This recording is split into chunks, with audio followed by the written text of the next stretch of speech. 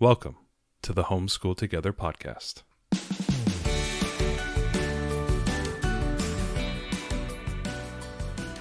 Where one working mom and a stay-at-home dad help you navigate the nuts and bolts of the growing and dynamic world of homeschooling.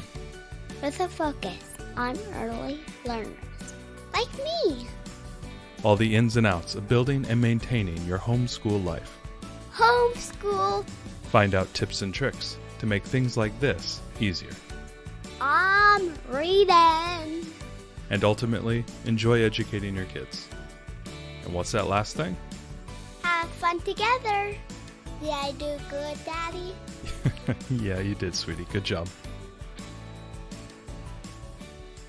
Hello and welcome to Homeschool Together. My wife is still shaking her head as I was testing out new radio intros for the Homeschool Together. They were bad, guys. They were really bad.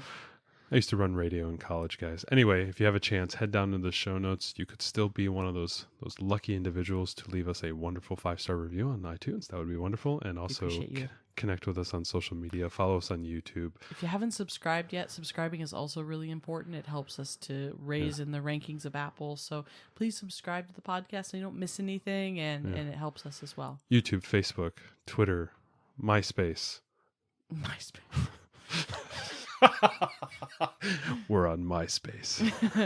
Oh God, MySpace. That was like another lifetime ago. Yeah. Follow us and Tom, and we'll be on MySpace. Anyway, so today we are coming back to our scheduling, a second episode in our scheduling series, talking about the scheduling for the week. And we're going to be talking a lot about different ways to plan a week, how you can attempt to homeschool through a series of days, different methods, different ways to do that. And hopefully you can find a method that maybe works for you or one that you can adapt into your current schedule. Our last episode was on the daily schedule, a lot of the daily challenges that you can have, like building a schedule, maintaining that schedule, how to work through a lot of problems and, a lot of found time, how to find hooks to spur education or spur expectation for your learner. Today, we're going to be talking about your week. And then the next episode, we'll be talking about the year and how to plan for your entire year. So, Ariel, people want to schedule. How can they schedule a 5-day week? So we'll start traditional, 5 days. Yep. The 40-hour homeschool week. How do we do this? So for a 5-day week, you have a couple of options. You can either do every subject every day, but a little bit like a public school would be. This is not necessary, but if you want to do that, you could.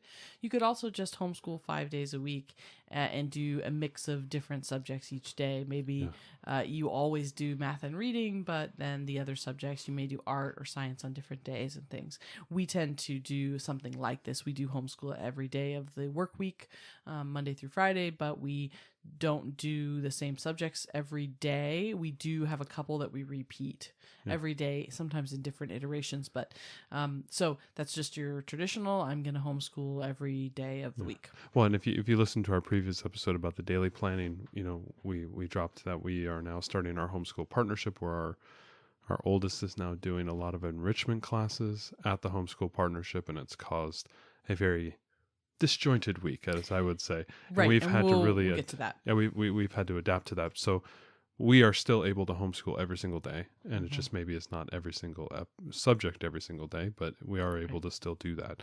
What about the 4-day week? So what is this 3-day weekend thing, and when can we mandate it across the board? So a lot of families adopt a 4-day week for homeschool where they homeschool Monday through Thursday and they have Friday free for field trips. It doesn't necessarily have to be Monday through Friday. It could be a different day, but basically a lot of people do Friday off, where you take a day that you can do field trips, you can run errands. It's a great day for appointments. It's good to have a library day, or if you want to start a long weekend, to take a long weekend trip, this can also be, maybe you want yours to be Monday because nobody goes over Mondays. Maybe something like that works better for you. But the 4-day week is really popular with a lot of families. It gives them that one day that is still when more businesses are open and they can make doctor's appointments and things like that. And it doesn't impact their normal homeschool routine. So, every Friday is a field trip. Really nice for big families. Yeah. Yeah, especially when you have like maybe a lot of appointments and you can't just sprinkle that through I mean, the week. honestly, I would love to do it this way if we could go places. Yeah. During the pandemic, we can't go a lot of places, but I love the idea of having one day a week where you go on a field trip. I mean, how exciting that every week you have something new that the kids could look forward to that you could do. That sounds really cool. So this is very popular for a lot of families, so we want to just put that out there that this is another option. Absolutely. What about one subject a day? Just being able to focus on a single task or single subject. Right. So some families, it's like math is Monday and science is Tuesday and reading is Wednesday. And they just... Do they typically have multiple hours of that? Yeah. So Okay. they'll do a whole week's worth of work. Essentially, rather than doing like a little bit of math every day, it's like Monday is math day. So maybe they're going to do math workbooks. Maybe they're going to do math games. They'll maybe do some game schooling. Maybe they'll do formal math lessons. Maybe do some Khan Academy math. I mean, Okay. they would spend the whole day, whatever blocks of time, right? Maybe they've got, a couple of 2-hour blocks, and they just focus on one subject for the day. They could really do a deep dive. And this is especially great if your kids love to deep dive into things and like, oh, we're going to do science. And let's say we're doing space science, So on one day a week, we're doing space science and we're going to just dive into learning all about Jupiter. And the whole day we're going to do videos and we're going to do great books and we're going to watch a documentary, and it's all going to be like a focused day. So if your kids love to just get into the details, this might be a great option for you to just really focus. It's also really nice too, because once you finish with that subject, you're done for the day too. Yeah, that's so nice. if your kids if your kids are not super into it and they don't want to go down rabbit holes, maybe you finish the day early. But if they do, you have plenty of time for them to really dig in, to maybe get more books out or watch more videos or, do more research or whatever it might be. Well, and there's a lot of thinking around this. This is not just some crazy idea. I know there's some universities that have classes that run for a month, and that's the only thing you do 5 days a week. You should do one class.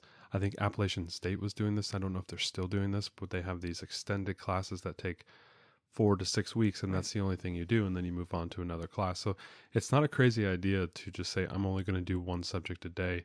There's a lot of thinking and a lot of, science behind that way of doing it. But, Right.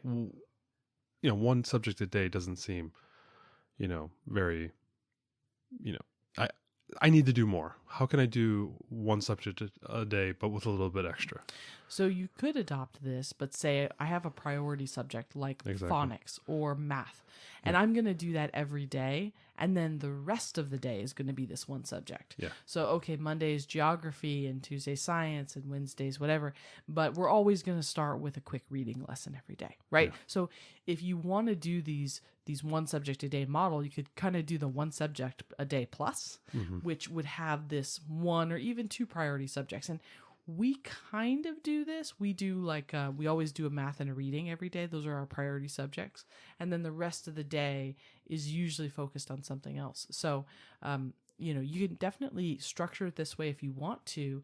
You don't have to, if you love the one subject a day, you don't have to leave your priority out. And the priority subject too could be something that is a subject where your child really needs practice. Yeah. And you find that going a whole week in between, like maybe it's math, you find like, oh man, if I don't touch math, if I only do math every Monday, like my child doesn't retain that week to week.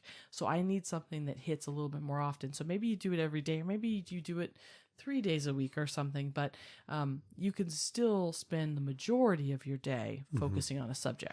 Well, and none of these are all or nothing, I guess is what I would say. Well, and I think with some of these, because they get kind of wonky here, you can test these in the homeschool off season, what we like to refer to as summer. Yeah, test them anytime. It's definitely a great time to test it. You can test it in, holiday weeks. Maybe you have an extra week off. You want to try something a little bit different. Definitely give it a try, and don't think it just has to be your schedule for the whole year. This is definitely something that can be applied to different times of the year, especially if you're an eclectic homeschooler or if you're an unschooler and you want to try to think of like, I need to hit that priority subject, but my learner wants to learn about something different. There are different ways to do this and different times to apply it. And you could take all the things you need to do for the week and say, well, this week we're going to do a 4-day week. And we're going to see how that goes.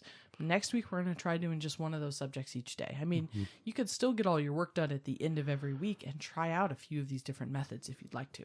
How about an enrichment-driven schedule? So that's exactly what we're on That's now. where we are right so now. this is where you've got a co-op or parent partnership or some other enrichment that really dictates how you arrange your week, because you need to both prepare for those classes and then accommodate them happening. So maybe we need to do some homework or something to prepare for those classes. And then obviously we've got to take the time to go and do the classes. So the rest of our homeschooling week really revolves around the fact that, for us, we have parent partnership Tuesday, Wednesday, Thursday. So that sets the whole tone. That means that Monday and Friday for us personally are our big homeschool days, because those are days we don't have parent partnership and we can really focus on getting a lot of work done.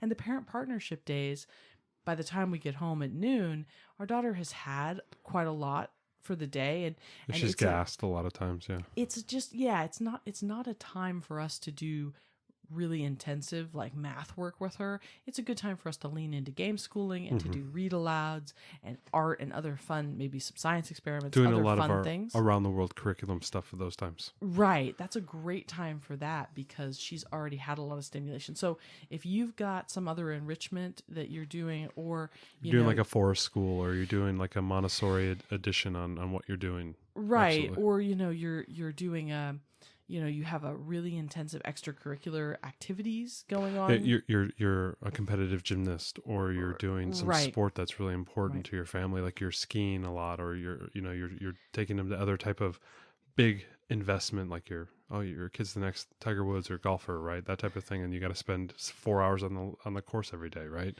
Right. Those type of things.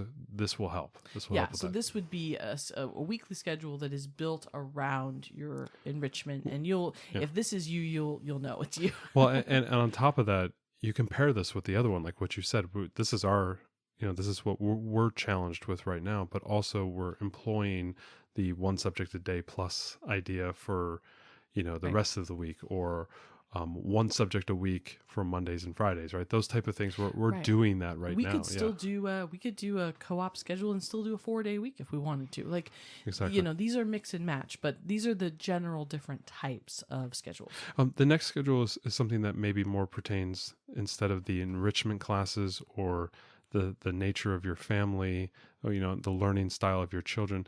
You may be a homeschooler where the parents set the schedule, in the sense that there's shift work. Like maybe you have two, your husband and wife, and you guys work shifted schedules. How can they do that? Right. So this would be maybe your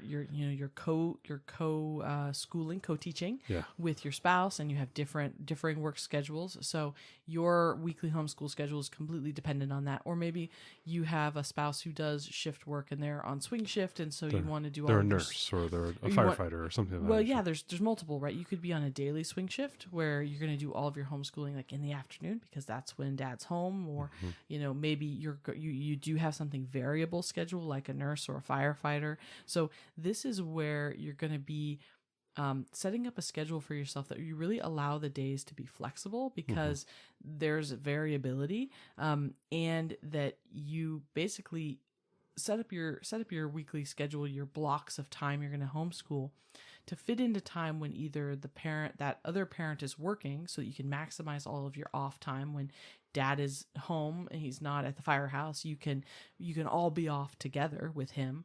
Or maybe you do it the other way, that you mostly do all your schooling when dad is home, because that's the time when you can both co-teach, and that works best for you. I mean, whichever way. Just if this is for your family, set up your schedule something flexible enough that you're not like rooted into every Monday we must do this, because then that's going to be really tough to work with variable work schedules. We have families that are more eclectic, more unit study driven, maybe even some unschoolers. What about an ad hoc mentality for your week? How you schedule and plan your week?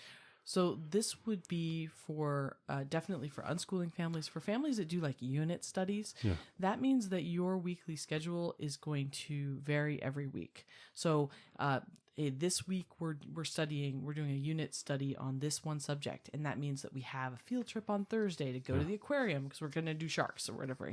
Okay, so this is that day, and things could be different. So that would be Especially if you're getting a lot of learner-led learning. Like, for example, you said sharks. Maybe you're doing sharks and you're going to have to fill in every single subject using sharks. And, you're going to have right. to You've drop got a in. research day that you've yeah. got to go to the library, and the All of them, library is yeah. not open every day, or there could be whatever you need to do.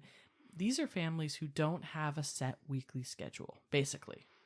That every week, either every day of every week, if you're unschoolers, it's different every day what the kids are doing and what they're learning. Or, if you do subscribe to unit studies or different shorter duration curriculum, that your schedule might change week to week. That's okay too.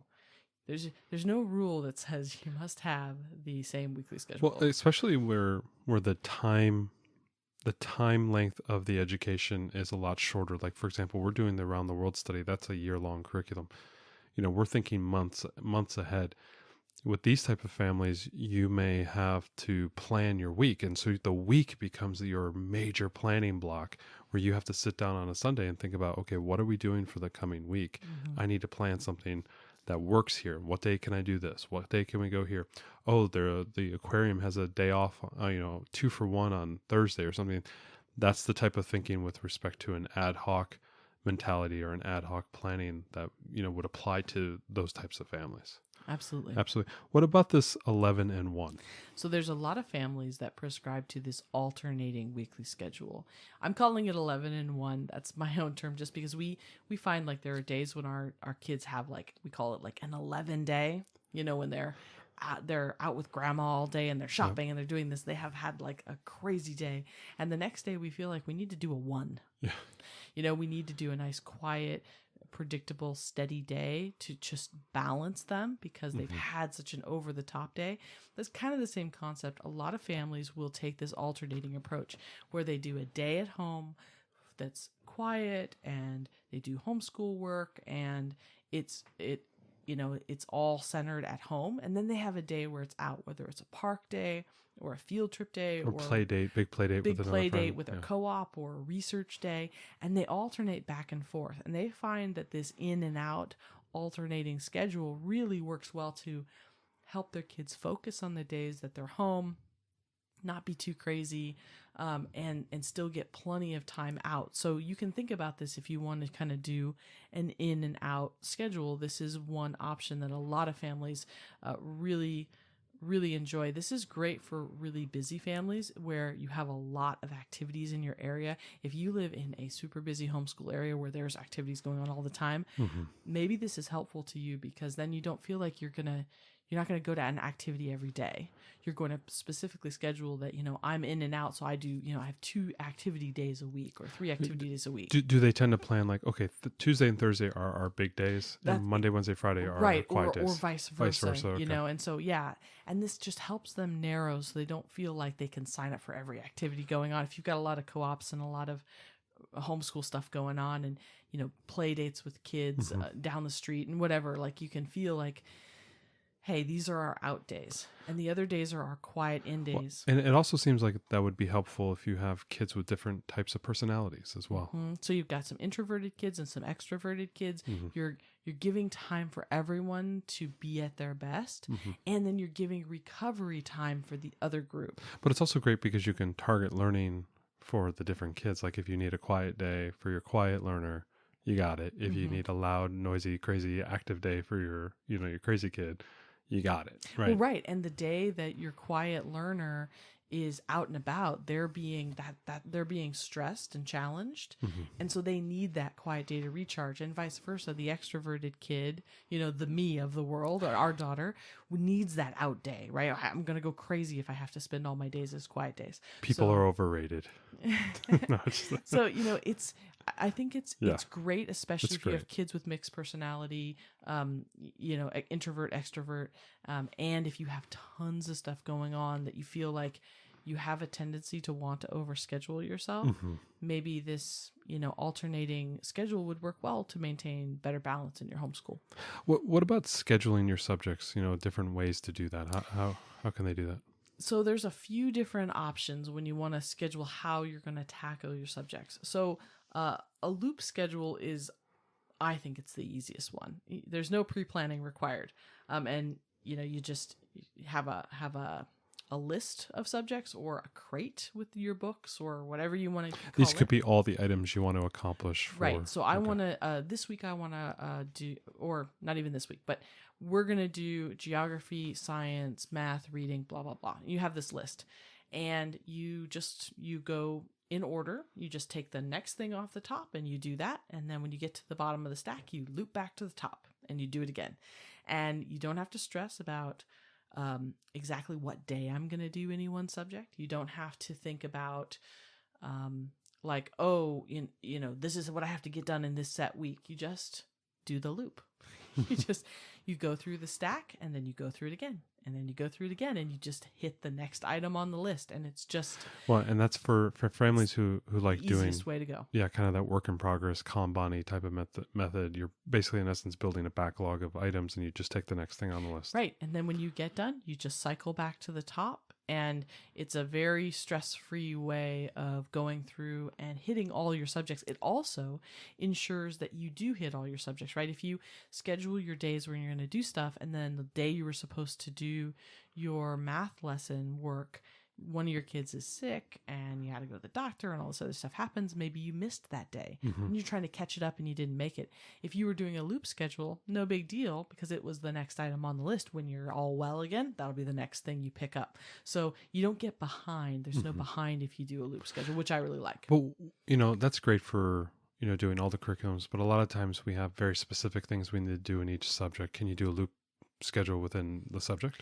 So this was the most exciting thing that I came across in my research for this episode was the idea of doing a loop within a subject. Well, and we've talked about this. And I this think may this be is this may be something I will start to implement here going forward. Oh, we're gonna do it. So okay, so maybe you have... I guess it's something I'm implementing. Yeah, we're going to do it. I want to try it. We're going to do it this weekend. We're going to get all of our resources together and make these crates. I'm totally convinced. So let's say for phonics, for example, because this is us. Okay, so we'll say this. This is us.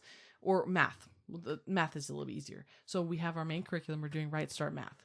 We also have some DK math workbooks. We also have mathematical reasoning workbook. We have math games that came with Right Start. We also have other game school games that are math.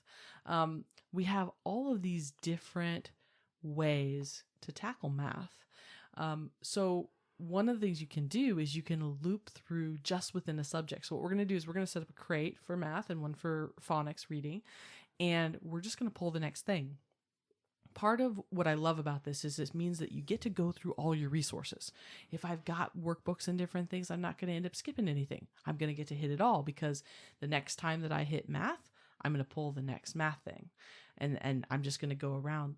The reason that I really want to do it for our family is that it keeps things interesting. Our daughter, when she hears that she's got to go do reading work, she's like, ugh, this is going to be boring because she's not super excited about some parts of reading that we're doing right this minute because it's challenging for her. But if she knew that every time she goes up, it's going to be something different, we don't know. We're going to pick the next thing. It might be bananagrams, right?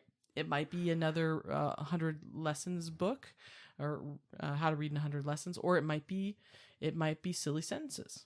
Right? It could be any of these things. But it also keeps it fresh so that exactly. she's not doing the same thing. So when she does get to the, one of the 100 lessons lesson, it doesn't feel boring to her. It's just something else that we can do. Right. And it's a little bit more like what they do, at school, they do like reading stations and stuff where they have different reading activities at these different stations that they go around and do. And that keeps things, keeps things fresh. Yeah, I feel that, every few months you need to change something up, you need to tweak something, or you need to, the learner gets, you guys kind of get into a rut and you just keep riding that rut.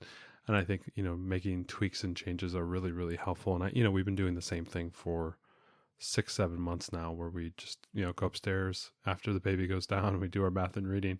And I think we're having to just kind of spice it up, Yeah. I love the idea of doing a loop within a subject. I think it's a great idea. Yeah. It's throw a little cayenne pepper on our learning. Yeah. What about block schedules? Talk about what that means. So one of the things you can do, and you alluded to a little bit with the way that colleges do it, is if you have a lot of subjects you want to teach, you could consider doing a block schedule. So that rather than do all the subjects once a week, you could focus on only a couple of subjects for X number of weeks. Or you could alternate. So let's say I'm gonna do maybe, and you could still do your priority subjects. So let's say like every day I'm gonna hit a little bit of phonics and math because I want to do that every day. But then my subject for the rest of the day for 4 weeks, I'm gonna focus on history. And I'm not going to do any other subject but history. And we're going to deep dive into some time period in history. And then the next 4 weeks, we're going to do science. We're going to dive into it. And this is great for eclectic homeschoolers that like unit studies. It's perfect if you love unit studies. Especially short-term curriculums like unit studies. Also unschoolers as well. Maybe you say, okay, I'm unschooling, but I really can't let go of unschooling for, phonics and math. But the rest of the time, we'll do whatever the heck we want. Or you could say, I'm going to focus my kid on phonics, and I'm only going to do that for 4 weeks. If it works for your family, right? Yeah. Or you could even alternate. Like, let's say the history and science example I used. Instead of doing history for 4 weeks and science for 4 weeks, what if you do history and science together for 8 weeks? So you do a week of history, a week of science, week of history, week of science. This is the way some colleges are doing it. It's like taking a college course. So if that works for your family and allows you to take those deep dives and really just get into something, then go for it. I think that's a great way to go and could be a really good option for your family, especially if your learner loves to go on rabbit trails within a subject. Now, what about families who are, a little bit larger? Mom, dad have 4 or 5 kids. They've got to cover a lot of topics. There's a wide range of things. How can checklists help them? So this is the way that we tend to run. Yes. We run on a checklist. I have a list every week of everything we need to get done. Yeah. We're going to do 3 math lessons, and we're going to do 2 reading lessons, and we're going to do handwriting. Well, you've modified your Trello work, and people have seen the Trello videos on our YouTube channel. Head over there and subscribe if you haven't. Smash the like button if you like the videos. You have done a lot of work on the Trello, but we have kind of made a tweak on how you do that to save time and work. Maybe I'll force you to. It's still almost a checklist. It's almost a checklist, but you're actually utilizing checklists a lot more. We're using checklists within the Trello cards, but the whole thing, whether you made cards or whether you made checklists within cards, it's still all the checklist. But you have simplified the amount of work you have to do. I have for our Build Your Library Torchlight around the world. I have simplified it. I'm still trying out that new system, so I won't do a video about it quite yet because I want to make sure that we're really happy with it before I publish it. But I'm happy about it. I like it too. But in general, the checklist idea is everything I've got to do for the week. Put it all down in a giant list, and then check it off in whatever order you want. That's the whole thing. This is all the stuff that has to get done this week. And I'm just going to, oh, hey, the kids are not really into doing math right now. We're going to do this art project. Great. Check that off. But then later in the afternoon, math works. Okay, we're going to do that now. Check. Right? Check. By the end of the week, you try to check everything off. And if you weren't able to, maybe the next week you adjust. Maybe you pick up a couple of the items you didn't finish from the previous week. Or you say, on Saturday or Sunday, we just need to do a little bit to finish stuff up. Or maybe you adjust your weekly expectation and, maybe I can't do quite that many things in a week, right? So, but yeah, this is also, I would say this is right up there with loop scheduling. As it's not quite as carefree as loop because loop doesn't really doesn't have a standard of how much you have to get done in a week. So this isn't quite as easy. This would be the next step beyond loop, is just to have a checklist. Go through it in whatever order works for you and your kids. And we find that for our family, this works really great. We don't schedule that we're going to do math at a specific time, that kind of thing. It's all on a checklist.